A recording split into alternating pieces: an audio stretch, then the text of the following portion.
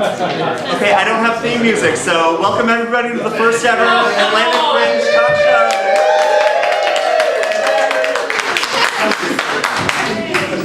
Hi, Kevin. Hello, I haven't even introduced myself. You don't know who I am yet. Hi, stranger. Hi, stranger. Well, my name's Kevin, as you may have already learned. I am your host tonight. I am the chair of the Fringe Festival and somewhat unsuccessful and sad attempt occasionally at being a comedian as well.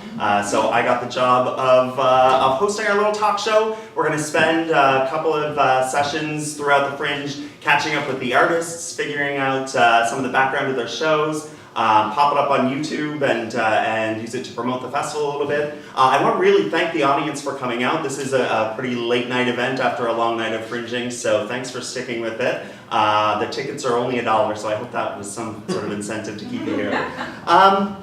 So we have 3 great shows to talk about tonight. I'll tell you about the shows as they come up, but I had to figure out what to do as my introductory shtick. So first of all, usually I get up before the show and tell you to turn your cell phones off, so you should probably do that. I actually don't care if you record or take pictures of it. If you're really need to Facebook or tweet it right now and can't wait for the video to come out, then please do it. Thank you, Gordon. That's great. So I was trying to look for common themes between the 3 shows, and when you pick various shows, you're not going to find something in common between 3 of them. But 2 of our shows do have a certain amount of, well, one is called L, a fragmentation subway waltz, and I don't have any material on subways or waltzes. But the other 2, Go to Hell and Unsexed, both have a certain amount of gay sex in them. And yeah! I do have some material on gay sex. So, one of the things I do, I'm an activist a little bit and I work on gay rights, so I read all sorts of offensive right-wing blogs about gay stuff, which I do mostly just because I like being offended. It gives me a good charge, but it's also, you come across some really interesting, bizarre stuff. The stories that right-wing people tell themselves about homosexuality. And there's a group called the Family Research Institute that kind of exists just to promote false and ridiculous information about homosexuality. And they are a hoot to read. I recommend them to anyone. But I was on their blog, on their site once, and they had a paper, about why we shouldn't allow gay people to get married or stay out of prison or whatever. And it cited a really important stat that I think you need to know about. And according to the Family Research Institute, the average gay man has approximately 115 to 1,162 sexual partners per year. This is a real live statistic, and if you go on right-wing websites, like Google those numbers, and you will find tons, like thousands of people citing this ridiculous information about how much gay sex the average gay man has in a year. Like, so just the range is 115 to 1,162. So before even talking about gay sex, like we can talk about math for a second.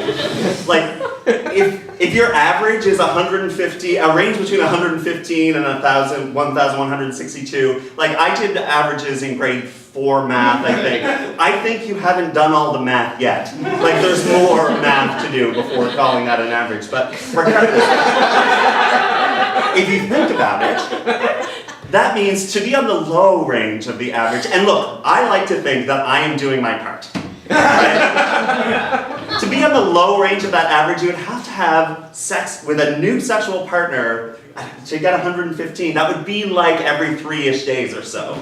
That is ambitious. That, like, I need time for naps, but to be on the upper end of this average, 1,162, that would be probably 3 different men every single day for the entire year, and then start again because it's your average per year. I would have to give up full-time employment, move into a bathhouse permanently, and then I mean, I could only stay in Halifax for so long before I would have to take a world tour of houses around the world in order to come to the average. So basically, math is fun. On that note, I want to bring up the first show on my list, the one that has nothing to do with gay sex. So this transition is going to be excellent. The first show is L, a fragmentation subway waltz.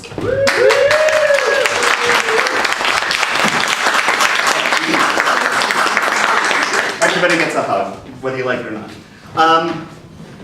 Okay, do you want to introduce yourself for our audience and for our lovely YouTube viewing audience at home? Sure. I'm Leslie Smith, and I'm performing in L, a fragmentation subway waltz. Opening on Tuesday. Opening on Tuesday, and it's playing, for those of you keeping track, it's playing at Theatre Nova Scotia's The Living Room. It's got a beautiful little space on Gottingen Street that you see all sorts of great independent theatre in. So. Yeah. Oh God, Agricola. We're on Gottingen Street now. Agricola, you Bus stop is on Gottingen Street, come here too, but Agricola. Sorry. Okay.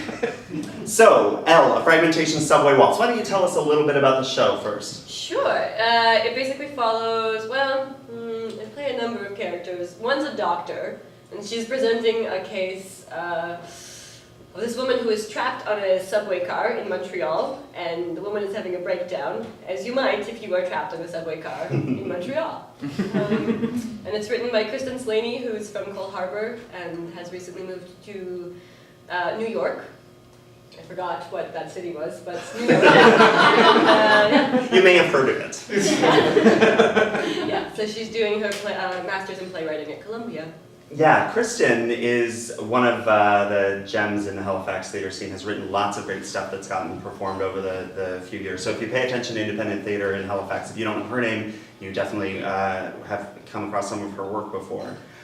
So can you tell us a little bit about, so this is put on by Once Upon a Theatre Company? Sure is, yeah. So tell us a little bit about the company, because I know you guys have worked closely together on a bunch of stuff. Yeah, well actually we sort of began with Fringe in 2009, maybe 2008. Maybe. Way back in the heady days of 2008. I know, it's so long. And Megan Hubley, who was actually stage managing this show, wrote Honey and Jupiter, which I was in the bus stop. And so there was kind of a group of us who started to work together. I don't know if anyone saw 11/11, which happened, I think, in 2009. And so it's Kristen Slaney, Megan Hubley, myself, Jessica Barry, Gina Thornhill, who are also in the Fringe in Once More with Feeling, as well as, and there are so many of us in the company. And You lost track of some of them. Some have gotten lost, some are in Toronto now, and we started working together, creating new work and also putting on things that are previously done. What do you call that? Published? What? Existing works. Existing works. Yeah. So you play several characters I do. in this piece. So can you tell us a little bit about each of them? Because I'm going to ask you sort of what you do to prepare for a role like this. The first one is she's a doctor. So did you become a doctor then? Is that how this works? This play has been in the works for 8 years. I became a doctor. I became, I guess the other ones don't have really professions.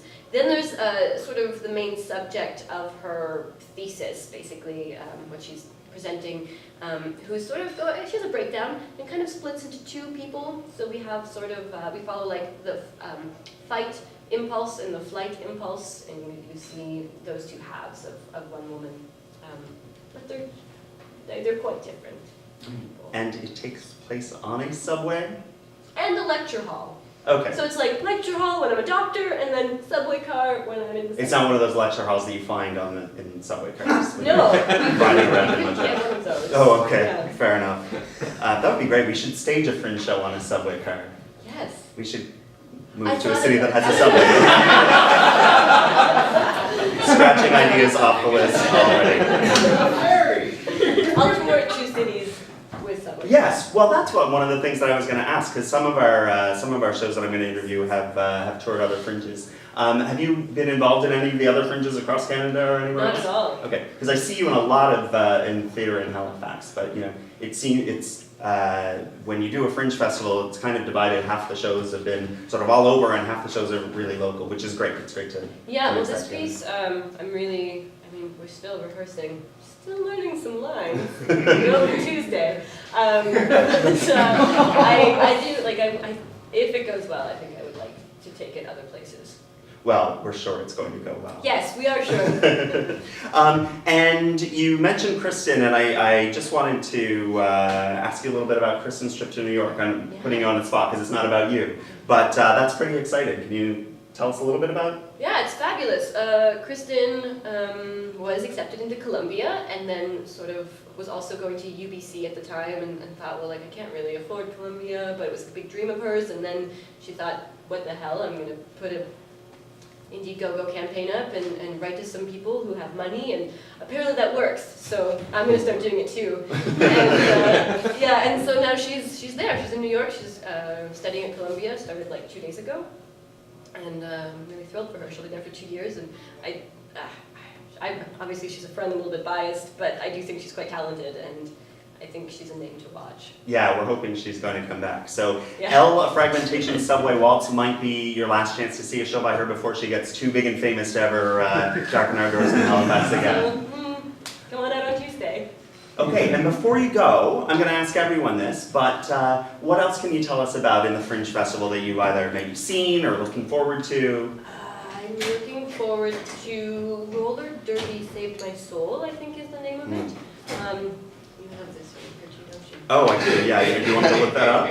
No, I'm sure I want to say, I want to see Go to Hell. You're going to hear a little bit more about that later. Excellent. Half Girl, Half Face was recommended to me by someone from Montreal. And the Hot Mess Comedy Show, I want to see that. The Hot Mess Comedy Show, yeah, they were a big hit at the Sampler with their Total Eclipse of the Heart dance. I wasn't there. Oh, yes, So of is course, that- but Will that happen in their show? yes, I hope. presumably. I haven't seen it yet, and I don't speak for them, but I'm hoping. You're on the board, you don't know everything. It was a highlight. I didn't write the show. Okay, so Elle Fragmentation Subway Waltz opens Tuesday, September 3rd at 7 and has 6 shows during the festival. So I welcome you to enjoy it. Thanks very much.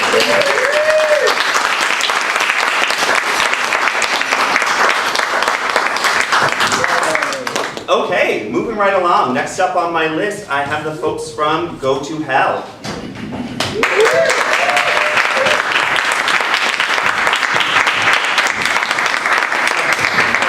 I think you're allowed to drink alcohol. Are we allowed to drink on YouTube? Yeah. YouTube has very strict standards about what you're allowed to do on YouTube. Just don't swallow. Oh, we'll get to Okay, that. already opening Why again. waste it? So welcome to our fabulous couch, borrowed from the bus stop theater. I told people they were going to be on chairs, but I found a couch back there. So Awesome. yeah, most comfortable, right? Okay, so Go to Hell. I'm going to ask you each to introduce yourselves. And then, This interview is over! all right, your show. I'll ask you each to introduce ourselves, and then I'll ask you to tell us a little bit about the show. I'm Michael Best, and I'm the writer and director of the show. I'm Gordon Patrick White. I'm an actor of several roles in the show. And I'm Donnie Negus Jr., and I am the musical director. Yes, she is. Yes, she is. Yes, and I'm an actor in the show as well, which is quite something. And your show is here at the Bus Stop Theater. That's right. I saw it earlier tonight. It's we're early in the festival, so I haven't seen a bunch of shows yet, but I have seen yours. The audience was full. People gave you a standing ovation. It's Sold a out? great show. It's sold out? Did we sell out? It sold out to me. Jumping the gun as Yeah, for always, sure. Look, yeah. YouTube isn't going to fact check this. People were spilling into the Somebody in the comments is gonna go, I was there. There were clearly 2 seats in the front. Okay, so tell us a little bit about the show. Well,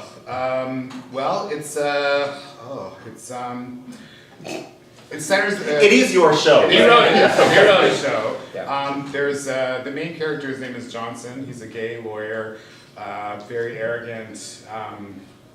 Sounds. He's looking directly at you. Well, This okay, stuff then sells keep itself. going. Single. Anyway, moving on. Next show. Anywhere from 110 to 1,000 partners a year. And he's a gay guy who doesn't like to live in the gay world. So most of his friends are straight, and his friends, his life isn't very happy. He dies a very ignominious death one night, and ends up in hell. And then. Like in real hell, not like metaphoric coal mine, Nova Scotia, like it's like real hell. And then makes a deal with the devil to get out of hell, and what he has to do for that, which involves the soul of his best friend, and he goes on a journey through many different worlds. The trick is that the deal that he makes is in order to get back into heaven or a better sense of hell, he has to turn 5 straight guys gay. With hilarious results. So this is well researched. That is actually accurate, right? Yes. But then it doesn't work Making out. notes. He's not very good at it. So then he turns the tables on the devil and says, well, because the whole premise of the play is all gays do go to hell. And just The Christians were No, less. that's true. Apparently the The Christians were. Family Research Institute. Yeah, that's true. I'm learning. I learned a lot. It was a documentary. Okay, well, I want to tell you first. Is Anne here in the audience? You will know who you are if you're Anne. Anne is not here. Okay. Will you know who you are, Ed? I want to tell you. Come on, Ed. That we had at the Fringe today. We had a call from a woman named Anne who wanted to speak to someone about something that she saw at the Sampler, which was last night. And so I was in charge of calling her back. So I spoke to Anne, just a couple of hours ago, and she said that she had seen a performance. She did not remember the name of the show, but it involved a banjo, and it was people singing about how we should not fuck Jesus up the ass. Those were her words. Yeah. we shouldn't at all. No, I thought that was a positive message for the song. But I'll tell you, she said, I heard that song and I almost fell out of my chair laughing. And I want to know what that show is because I want to track it down so I can go. And apparently she got a ticket for tonight. So she was in your audience tonight. So it all ends well. I thought we'd have to write a letter. She is writing to the paper. Protesters are coming. So We should get the Westboro Baptist Church here. Oh my man, goodness, yes. only. Someone get them on the horn. On the blower. They don't have a lot of time. They've got a lot of people to protest. They really protested Hawaii events. Yeah. And Nova Scotia's beautiful this time. This time of year, they would love it. I'll give a call. It'll be great. So speaking of music, I see someone sitting with a banjo next to them. I don't know if that's a coincidence or if maybe you would like to do a little piece from the show. No, it's a coincidence. Okay, well then, moving on. She likes to intro the score. She doesn't go anywhere with this. Oh yeah. Put a little context. All right. So in one of the roles that I play is the Reverend Saint Croix. So good evening, ladies and gentlemen. Welcome to the Swing Back Sweet Chariot program, where we reform the dirty homosexual of his sinful ways and set him on the righteous path of dignity and normalcy. Sammy Faye? Jesus lives in our heart, not our buttocks. Not our buttocks. Pray that Jesus will make us love women. Love women. But not whores like Mary Magdalene. Not that whore. Or sinners like Whitney Houston.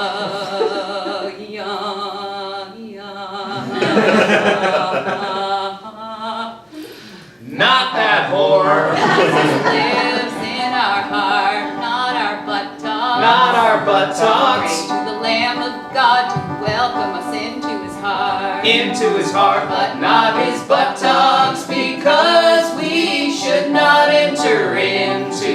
buttocks of a male beast or Jesus, or any buttocks that does not belong to a wedded wife, to whom we will someday be joined with in holy matrimony. Amen.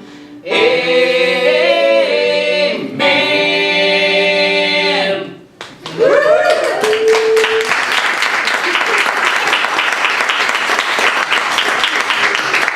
Musical arrangement by Donnie Megas Jr. Lyrics by Michael Best. Hopefully it'll be on an album. So that wasn't an existing piece of church music that you just. It's been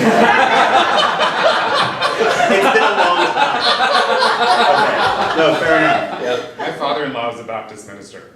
Wow. Oh, it all So is comes that up. part of the? It all comes up a lot. No.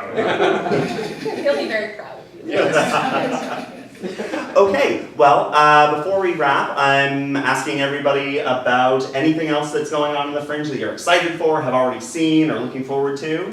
I haven't seen anything yet, but a couple. I'm really excited to see Unisex, Phaedra's Bed, and also the one that Leslie mentioned before, the girls sketch comedy show. Sketch comedy show. Oh, Hotness Comedy Show. Yes. Yeah, okay. Yeah, they look great. Yeah, I also want to see Favorite Bed. I'm really looking forward to seeing Elle.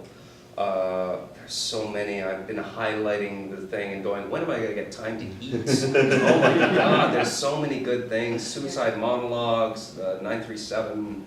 Yeah, there's tons. Oh yeah, 937 looks Yeah, really good. yeah. Yeah, it's a Yeah, puppetry that show one. that's really different. Yeah, that one looks great. Well- Yeah, I'm gonna just second these guys. Everything that they mentioned, and there were so many really good ones at the sampler. The sampler last was night. brilliant, So brilliant. great, yeah. Nice job. I mean, Yeah. not, Nice like, job. not like this. I mean, this was a Were you little guys sharp, there at the but that was same good. time? Really good. Yeah. Yeah, so if you weren't there this year, we'll probably do the same thing next year, but we ask each show to reduce their show to some kind of 60-second clip. And then we put them all on stage as part of our opening night event. And people seem to get a kick out of it. So You were a taskmaster. Like, honestly, God, I thought you could give 40 shows 1 minute. I'm like, that's not gonna gonna be be. hours. That's gonna take 6 hours. But no, it didn't. And it was Done in very 43 enjoyable. It minutes. was people, awesome. people Yeah, it was move great. fast. It was surprisingly Yeah. efficient. Yeah. Okay, well, Go to Hell is playing here at the Bus Stop Theater. Well, just go to hell. Go to hell, everybody! And tonight is Friday. There are 6 more shows, so you can see them throughout the festival. Okay, thanks so much.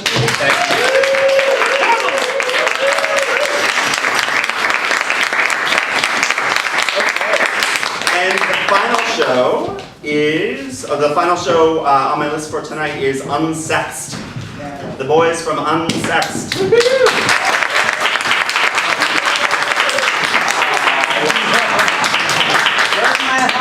Oh God, I promised hugs. I'm sorry. No We'll hugs get your for hugs us after. either. Okay. Go to hell. Yeah. I love you. We can do it later in my hotel if you want. My boyfriend's here, so you can leave though if you. No, awful. Okay. So tell us a little bit about who you are. My name's Jay Whitehead. I am the co-writer and an actor in Unsexed. My name is Adam Beauchesne, and I am an actor. I'm Richie Wilcox, and I'm the director. All right. And your show is Unsexed. Yes. Tell us a little bit about it. Well, the idea for the play came from an idea I had a long time ago about, so long ago that it was inspired by Paris Hilton and Nicole Richie when they were like the celebutantes in Hollywood of the day. And I thought how fun, because at the time I was really interested in like drag performance and men playing women and how that was kind of the norm in different periods throughout history. And I thought, what if the boy players of Renaissance England were like the celebutantes of their time, and that was kind of like the starting point. And then they ended up cursing a certain Scottish play through their rivalry, these two. So Are you talking about Macbeth? a certain Scottish play. Okay. Can you be more specific? Yes, Macbeth. Okay. We say it a lot in the play, and it's very theater, so yes. It's been done all. And they got a sold-out house out of it, so. Yeah, that was you. You're welcome. So I've been hearing great things about the show. I haven't gotten a chance to see it yet. It's definitely on, well, I'm going to try to see everything if I can, which is kind of insane, but you're definitely on the list. And it's, again, playing right here at the bus stop. Yes. So- You actually have our table right now. Oh, I don't don't know know where where it's it's going from. And if you want to, I You don't don't know think what you'd be so goes excited on. to use it if you knew how we used it in the show.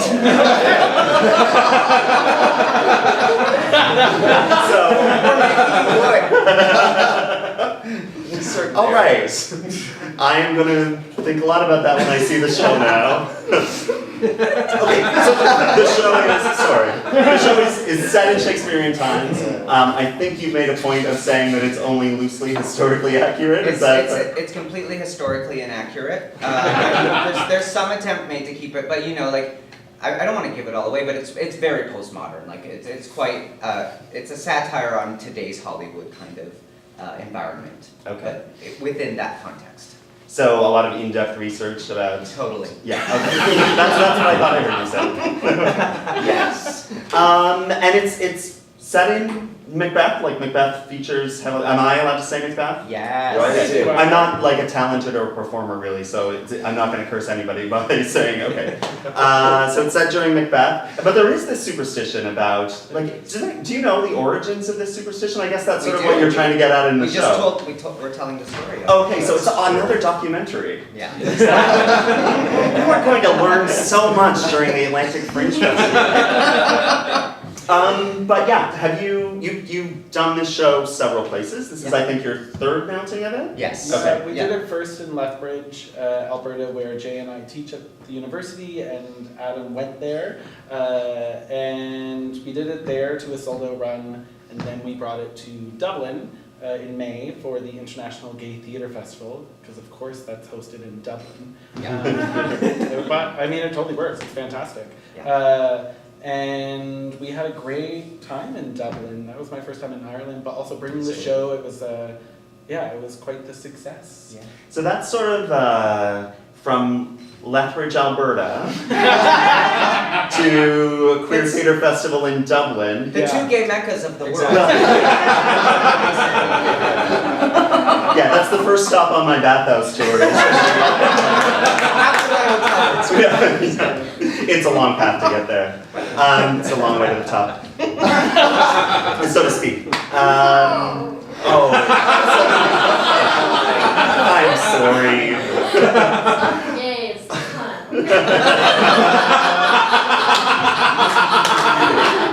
Fair enough. No, it's a good point. So 3 times manning the show. Have you experienced any of the Curse of Macbeth then? Yes. Okay, tell us about that. Our very, very opening night of our very, very first show, we were laughing the whole time through the rehearsal process about how none of us believed in the superstition. And then within about 30 seconds of our show beginning, all of our tech went bananas. And we had to stop the show and had a poll of the audience as to if we should restart the show or not. Oh my God! What did they They say? voted to keep going from where we were. They were drunk. I mean, it was after the prologue. It was very early on, but the lights went just crazy. The lighting board went crazy. Like, we do this big opening sequence that's Aaron Collier's our sound designer, and we have this fantastic like sound and light show that's happening at the very beginning of the show with thunder and setting up kind of the curse of the show. And right after that moment, the lights just went and it was just kind of like took the air out of them. And the first words of the play are Macbeth. Yeah. So you say it, and then it's like, okay, you brought it on yourself. Yeah. What would you have done if, like, just after the prologue and the audience had said, "No, that's enough. We've actually we're fine. We're good." That was great. You guys had We'd have sealed the doors and just kept going. Awesome. So, where does the show go from here? I mean, well, you've got several more shows before you even have to think about that, but are you continuing on the journey? Next is a sold-out run at the Atlantic Fringe Festival. No, buy tickets. Yeah. And then we're actually doing a run over the Halloween season in Calgary next. Would be our next stop. Yeah. Okay, it's the gay Next map. gay That's where we're from. So. Yeah. Are you all from Calgary? I grew up in Calgary, but Richie and I live in Lethbridge now. Yeah, I grew up in Lethbridge, but now I live in Vancouver. Yeah. Okay. If people don't I grew up in Cape Breton. I can Yeah. Yeah. Which is kind of the reason why we're even here, right? Like, Yeah, he speaks yeah. so highly and we love it here, so it's so great to be here. Oh, well, Yeah. awesome. Look, we're really glad to have you. Like I said earlier, like, we get great local shows and great shows from away, and one of the things I really enjoy is kind of seeing that kind of cross-pollination when people meet and ideas come together, and who knows, what happens from the connections that get made. So Absolutely. one of the many things that I love about the Fringe Festival. Yeah. Before we wrap up, so you guys have been in the middle of your show. I don't know if you've had a chance to see anything, but anything that's on your radar screen or anything you've already seen that you've endorsed for the audience? I'm really excited to see Phaedra's bed. Yeah, the posters look beautiful. I was looking at Movies. Wave on Ocean Blue, and now I really want to see Subway Waltz. That sounds great. Yeah. I'm excited to see Bill Wood in anything he's doing, because I love Bill Wood. And I don't know, there's so many. Yeah, but Bill is sticking out my head because Bill Wood is pissing, I think, is the title. Bill Wood has two shows. He has a family-friendly magic show Yeah. called Bill Wood is Magic, Okay. and then another show called Bill Wood Pissing from Windows. Yeah, like I don't want to see which the is family not friendly. as family-friendly. Yeah, I want to see that. Probably. Oh, Yeah. and B-side, the Matt Gorman's show. Yeah, I want to see that one for sure. Yeah, Matt was here in the festival, I think, 2 years back, and we're happy to have him back as well. So another great artist that we're happy to welcome into the city. Yeah. Oh, we talk Go to Hell tonight. Yes. I had to elbow our way in. Oh, can you confirm? Was it a sold-out show? Oh, well, yes, until we walked out. I saw you leaving for the unicorn. If not, it was pretty damn close. Yeah. Yeah. Awesome. Yeah. And like I said, I'm hearing great things. The Twitter is abuzz about your show, so I'm sure your audiences are gonna to make their way. The show is not sold out for those of you on YouTube. That was a joke. There are plenty of tickets available. Go buy them right now. Yeah. Okay. Well, thank you very much. Thank you. It's great to have you. Yeah, absolutely.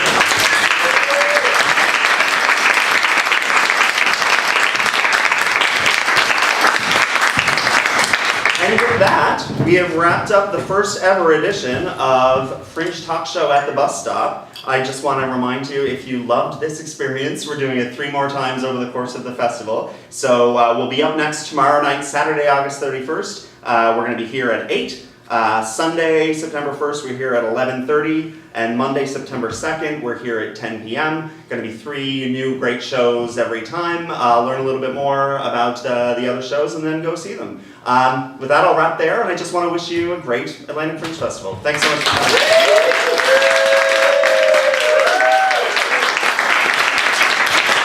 Everything so we can press stop on the recording.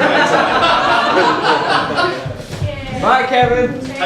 Thanks, everyone. Thanks, Kevin.